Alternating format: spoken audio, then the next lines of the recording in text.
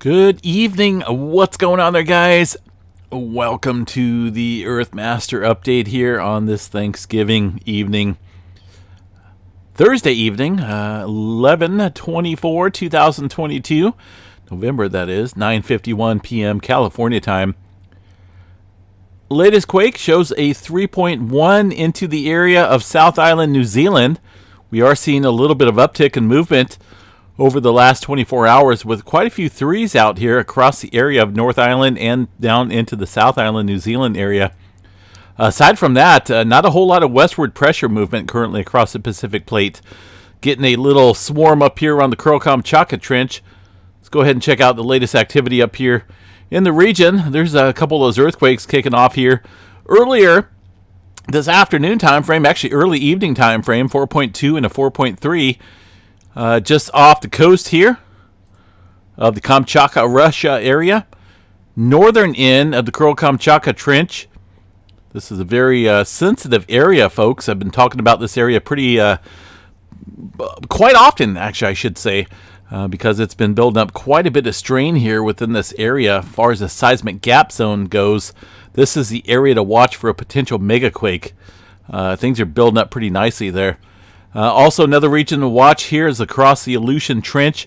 This specific area here, south of Alaska into the subduction zone, has not shown any sufficient large-scale movement in quite a while.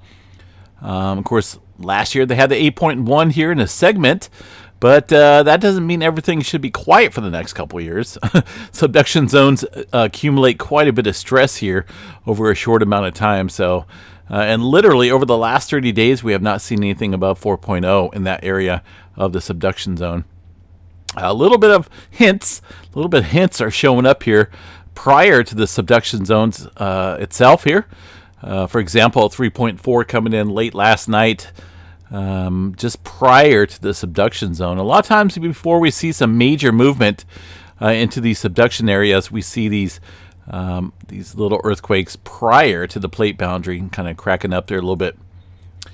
So watch that zone pretty closely. Movement into Alaska looks about average throughout the region today, mostly up through the Cook Inlet area into Anchorage, outside of Fairbanks as well. It looks like a little earthquake activity here just outside of this region. Minto, is that right? A little bit of a microquake activity.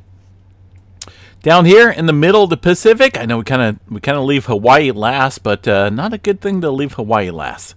That's for sure. Beautiful island out there. Whole lot going on underneath the area. 2.3 north of Mauna Loa.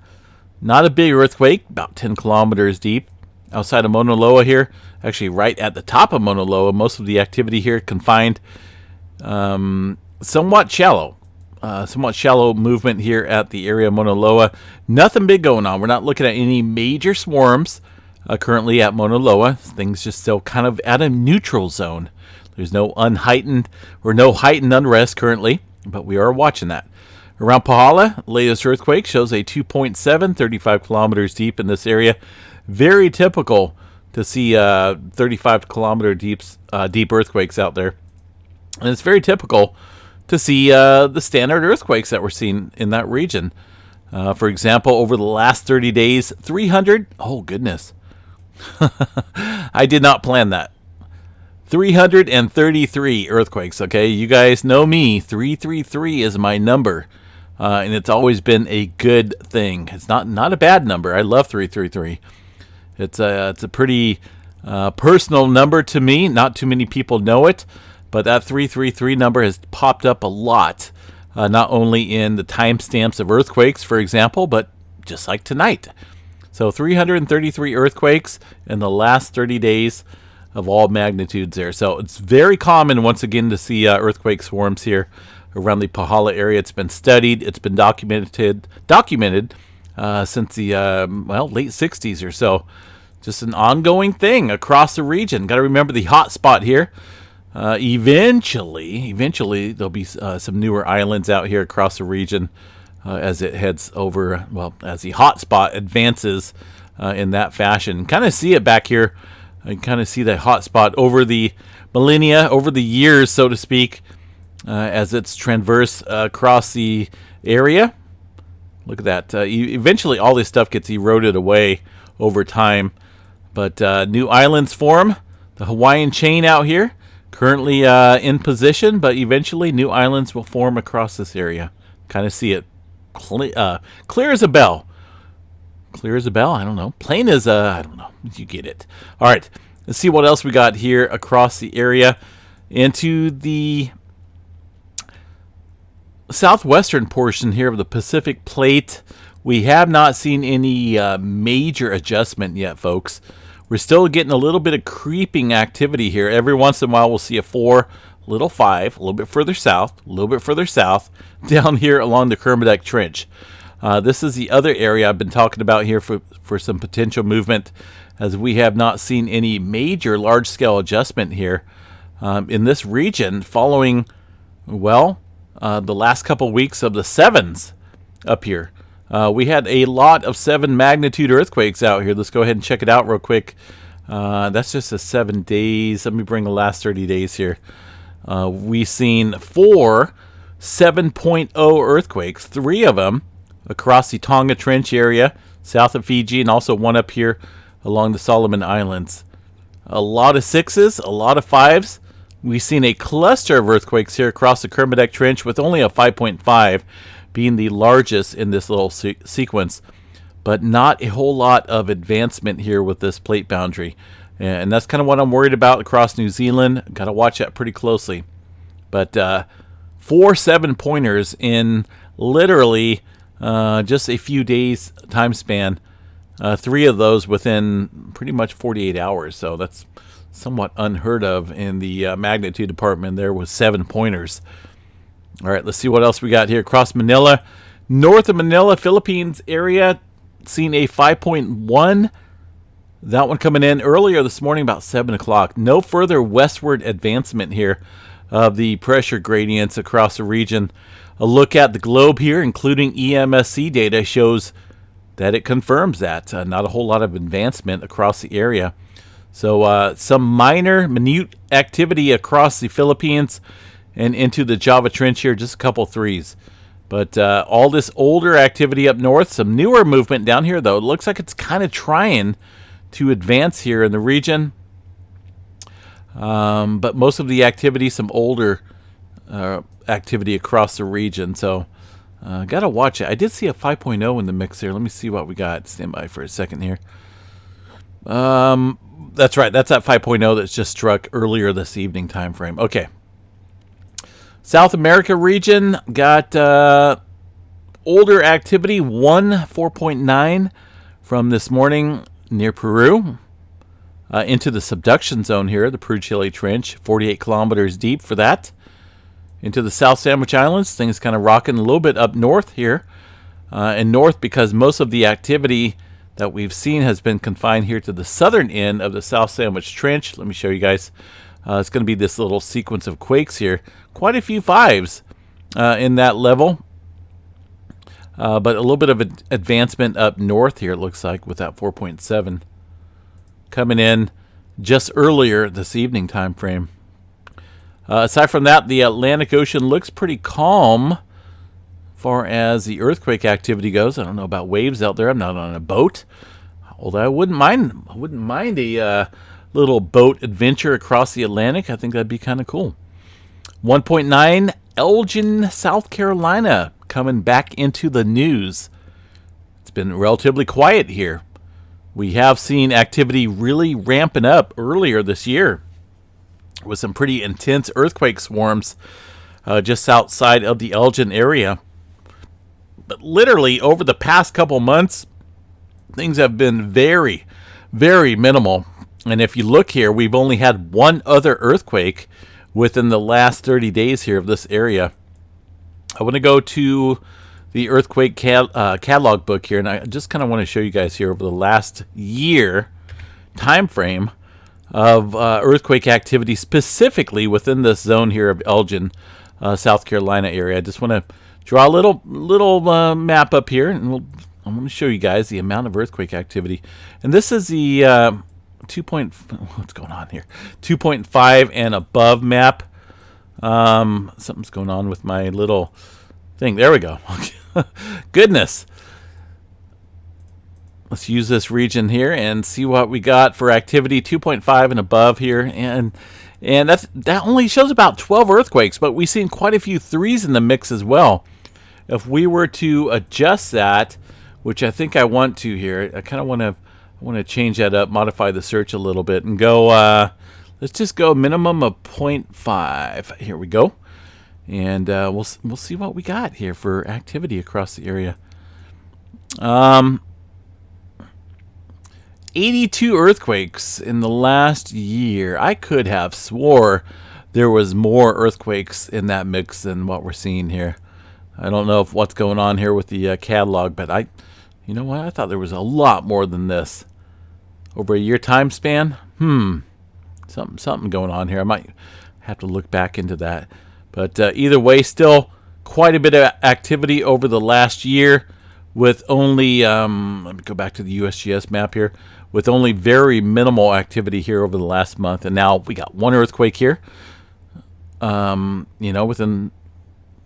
24-hour period here, popping back up. So we'll watch this area for potential further swarming. 1.9, not a big deal, but it kind of does give an indicator of what's going on out here along the North American plate. We'll watch that. Up in my home state, well, can't say my home state of Kansas yet. I'm not out there, but I hope to be. I definitely hope to be out there in the beautiful state of Kansas one day.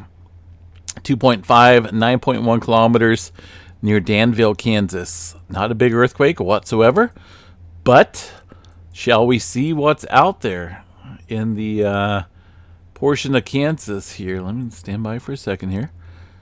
Looks like some little creek or river out here. 9.1 kilometers below this area. I don't see a whole lot of pumping operations or oil wells out here, so looks like just a little earthquake activity in this area. U.S. hazard map here shows it outside of the boundary of some earthquake potential hazards. But I guess still we can see these earthquakes pop up from time to time in that area out of the blue. Texas has been rocking and rolling out here outside of Pecos, seen a 4.5, 4.9 this morning. Followed up by a couple threes outside of Mentone and the Toya area of Texas. Definitely been rocking and rolling out there. Last 30 days of activity shows 258 earthquakes in this area. That's, man, goodness. A lot of earthquake activity ramping up out there. All right, Yellowstone National Park. Nothing showing up here on the map, folks, but, I'm kind of like I like to see facts. Show me that there's no earthquakes popping up out here in Yellowstone. So I like to check out the raw data, and I utilize a site called isthisthingon.org, but it looks like he's having some issues tonight again with the DNS servers that they utilize to provide us with data. So we're going to switch back over here to the University of Utah, and that's going to be the wow, that's kind of weird. The reporting stations or reporting agencies out here throughout Yellowstone, and these triangles indicate some seismographs, and these are the different types of seismographs: short period, strong motion, composite, and broadband stations across the area. So we're going to check out this composite station up here right around northwest corner of the park is normally where we get our swarms kicking up here. And, well, it looks pretty calm, so I'll give the USGS that credit there. They're definitely not reporting earthquakes because there is none. Maybe some very small, I don't even know if those are worth reporting. A couple small quakes out there, very small. All right, let's see what else we got here across the area. By the way, I hope everyone definitely had a good Thanksgiving out there. I enjoyed it here with Missy Mimi's. Cooked up a little barbecue here tonight. We're going to be doing our family Thanksgiving tomorrow just because of work schedules and whatnot. 1.6 outside of the, looks like the eastern edge here of the Cascades. 10 kilometers deep. Not a big earthquake, but kind of an odd earthquake out there. Nothing showing up through Oregon or Northern California. things very spotty across the area. And I skipped this area because it's always swarming around the Cobb Mountain area. Calpine hydrothermal operations. Check it out. That's what's going on out there with the induced earthquakes. Aside from that, a little bit of movement along the San Andreas Fault. That's going to be the creeping section here near Parkfield. 2.5 is just down there a couple weeks ago. Checking out the pretty awesome features in the land out there with the bridge going across the plate boundary. Pretty cool to see. That's actually a bridge that adjusts to the slip rate that occurs between the North American plate and the Pacific plate there around Parkfield. Is very cool to see. Very cool. If you ever get a chance and you're in California around this area, go check it out. Definitely worth seeing. Some movement off the San Jacinto fault zone. I got a resubscriber. I'm going to tell you, I read all my comments, negative, good, and bad. One of my subscribers here recently unsubscribed from me because I pronounced San Jacinto wrong. It's supposed to be San Jacinto. Like jalapeno, San Jacinto. So apparently I've been saying it wrong all along, even though I've kind of gone online and checked with different pronunciations of how to say that. But man, either way, thank you for rejoining. San Jacinto Fault Zone. Showing some activity out here around the Santa Rosa Mountains. Down around the Salton Sea area. This is the area to watch here for potential large-scale activity along the San Andreas Fault. Could give a little indication of what's going on. We did see a couple earthquakes earlier today and late last night. The latest one, a 1.4 near the Calipatria area. This is still just off the Brawley seismic zone. I'm still continuing to leave up the earthquake watch here for California due to, well, I think we're stuck. And stuck meaning that we haven't seen a whole lot of adjustment in the plate boundaries out here. Right now, activity seems to be in limbo between the eastern section of the Pacific plate and the western portion over here. So until we see a large earthquake, I'm talking about 6 or 7 and above in one of these areas, I think we need to watch the California region pretty closely because it's just kind of in a limbo currently. There's activity around the San Andreas Fault, the southern end, and that's what we definitely don't need that. Along with the Baja California activity last night, definitely worth keeping the watch in effect.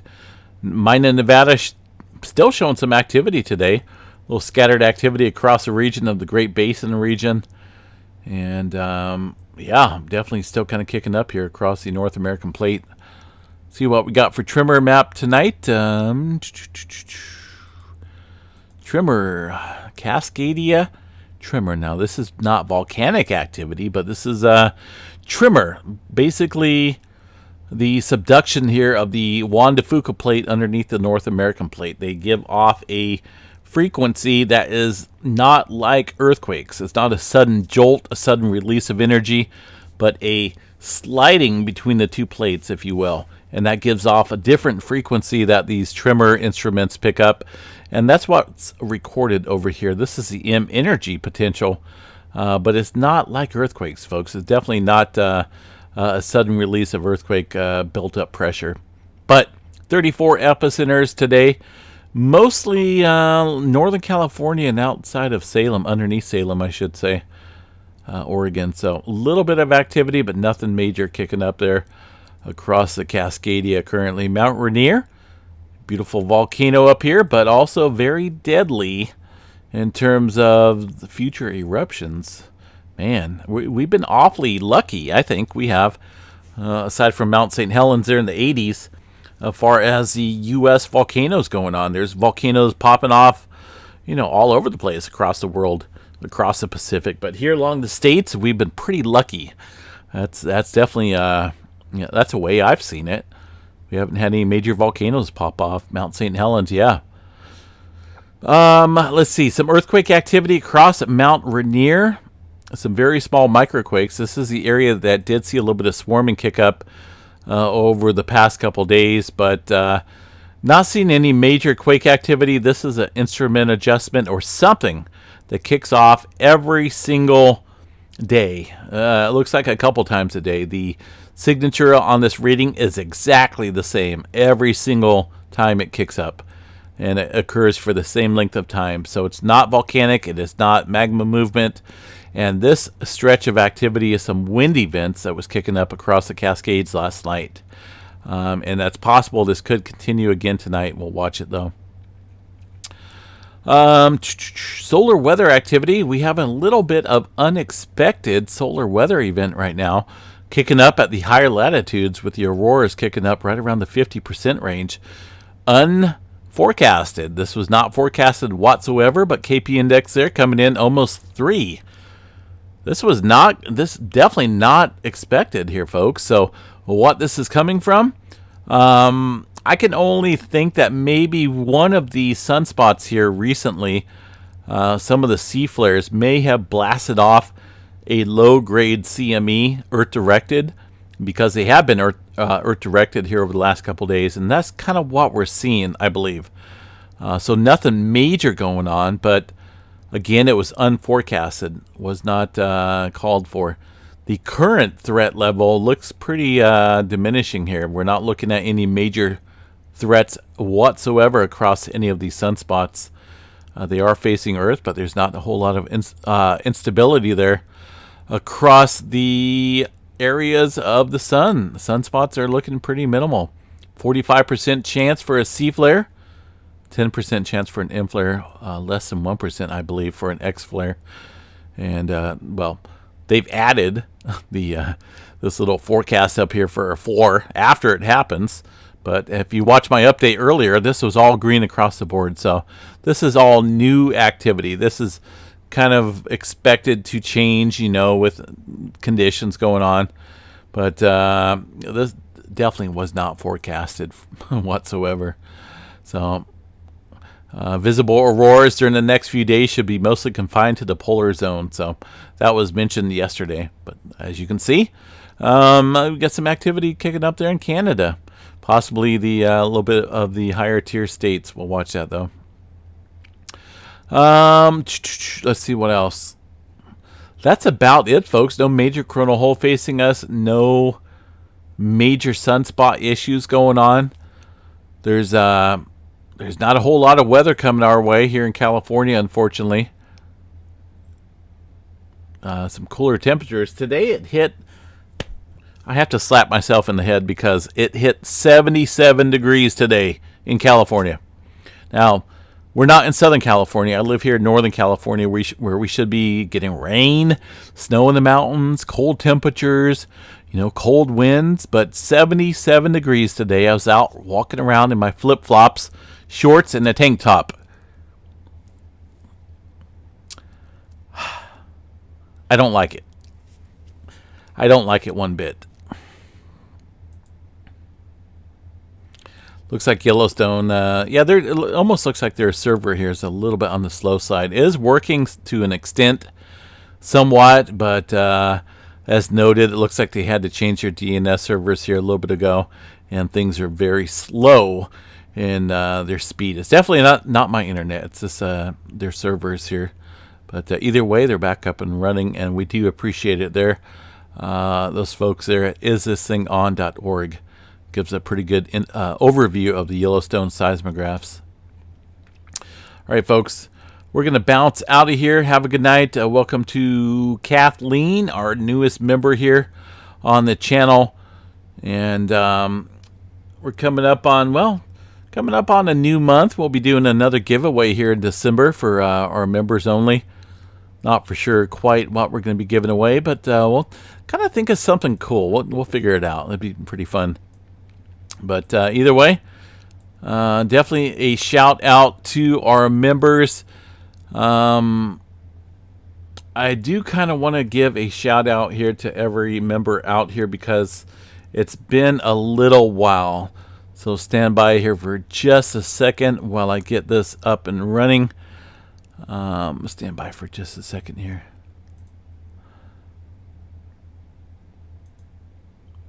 one quick second here. Stand by, stand by.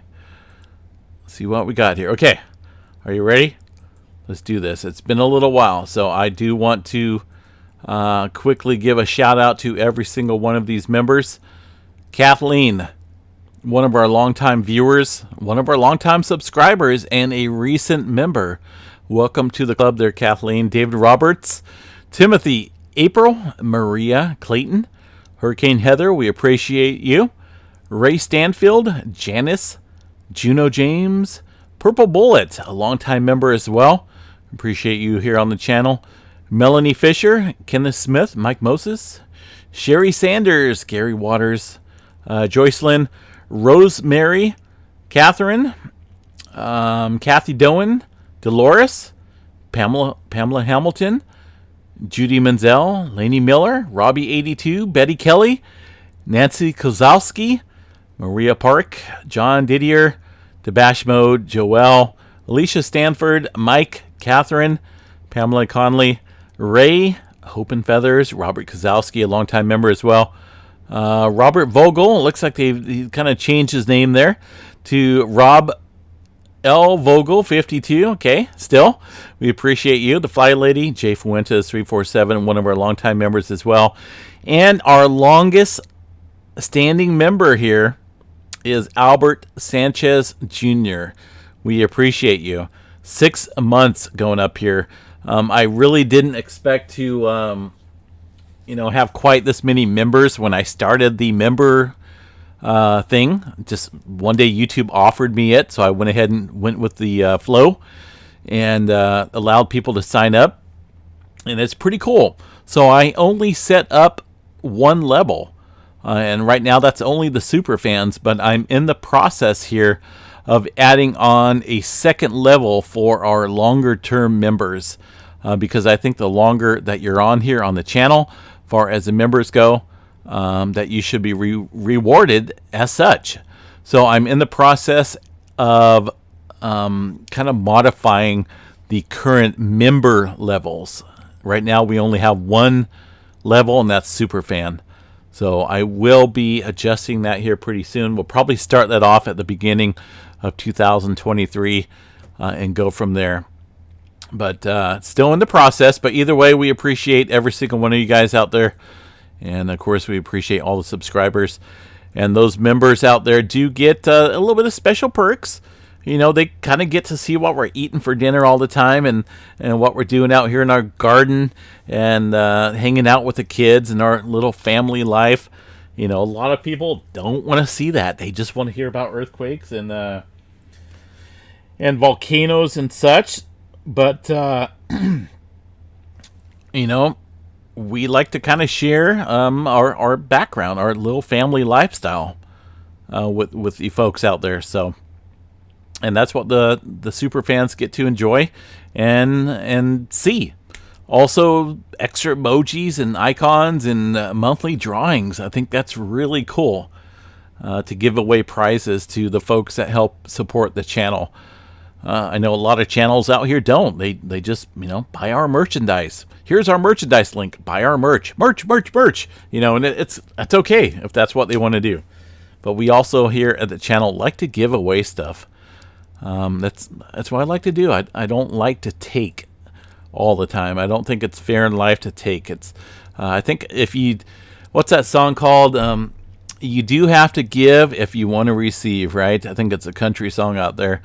So we like to give out stuff, and that's why we do the monthly drawings. And coming up at 100,000 subscribers, we will be giving away some pretty decent prizes to 10 people out there. And you don't have to be a member during our 100,000 subscriber giveaway. That's just for all subscribers. The monthly drawing is for our members. 100,000 subscribers will be anyone. Includes our members and subscribers. So look for that soon. We're currently sitting at 85. Oh, what are we at? 85,500 and something right now. So we got just under 15,000 subscribers to go. It's not that big of a deal.